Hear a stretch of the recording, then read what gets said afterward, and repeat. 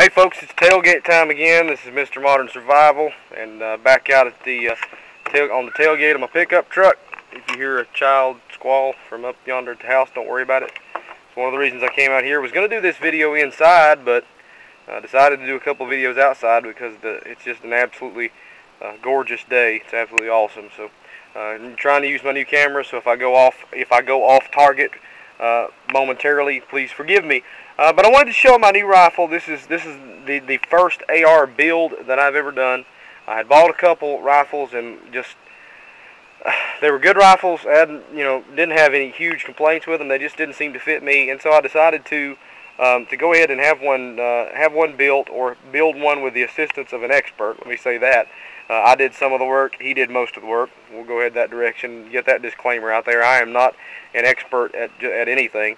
And I mean, I know what I'm doing basically, but I wanted to make sure and have somebody there that knew what they were doing. So I got with the guys over at 4K's Customs, a real good friend of mine, and named Keenan Matthews, and he really helped me on this build. He helped me pick out the right kind of parts and made sure that everything fit me exactly what I wanted to a T, since I was building this rifle ground up.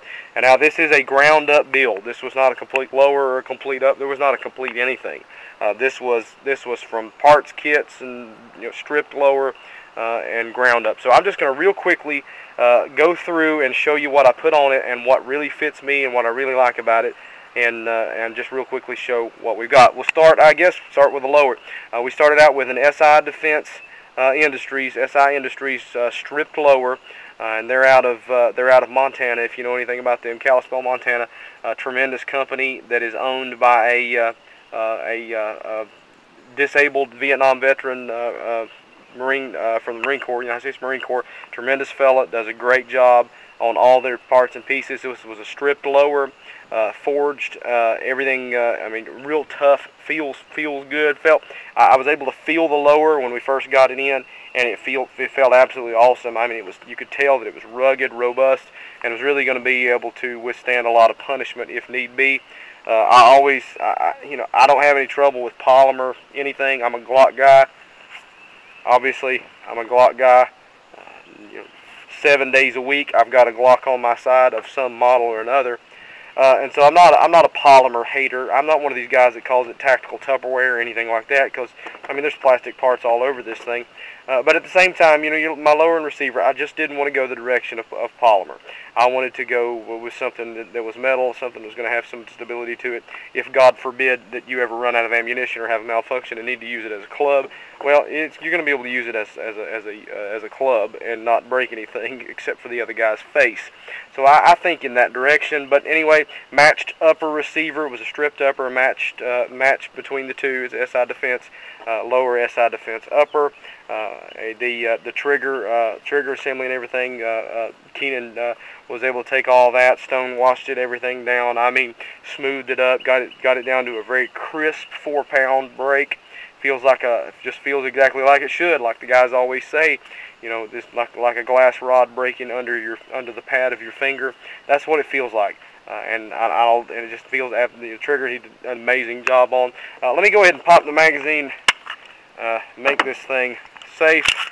As you can see right there, nothing in the chamber. Everything's safe there for us.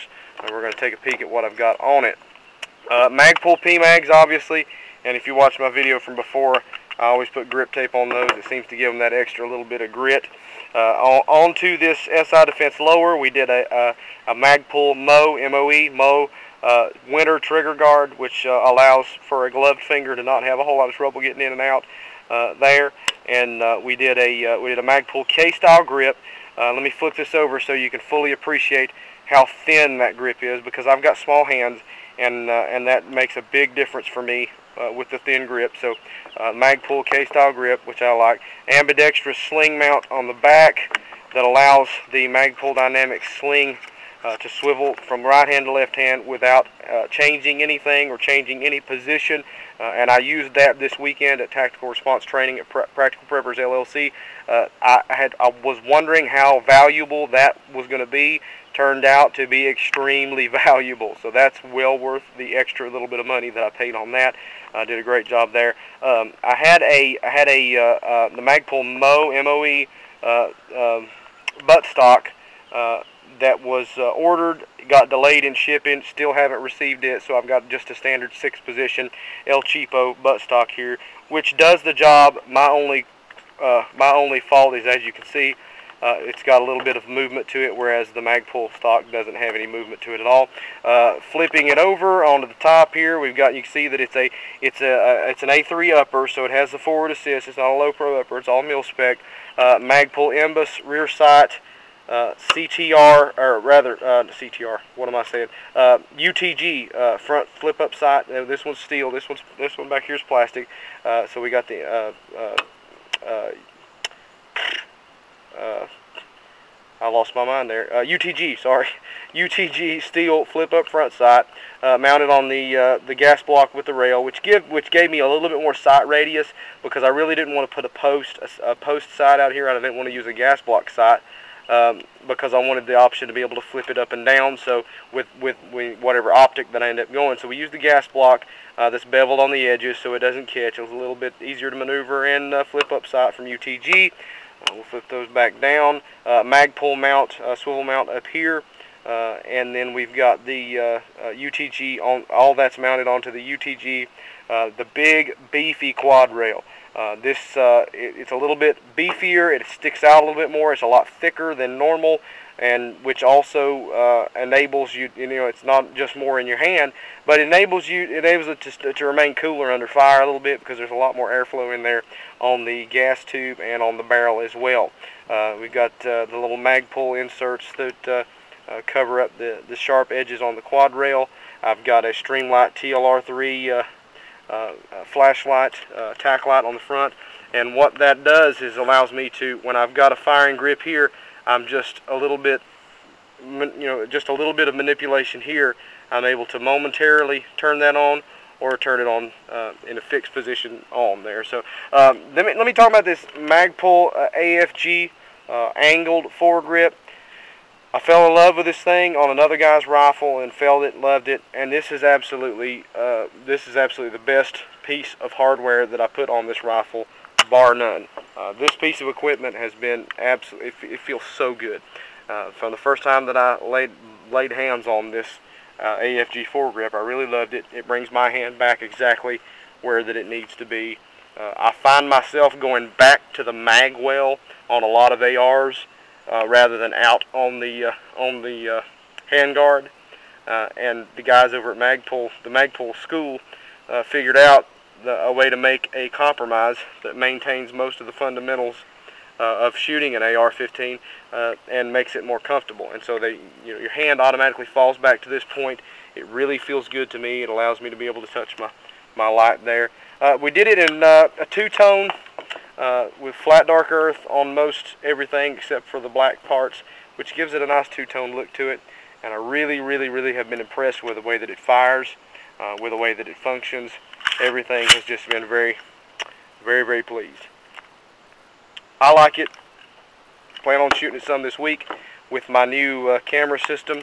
It's going to look really cool. I've actually got a mount for my camera system that will actually mount right back here on the buffer tube, so we're going to be able to have line of sight fire in some of those videos. It's going to be really cool, so stay tuned for those videos, and I hope you enjoy it.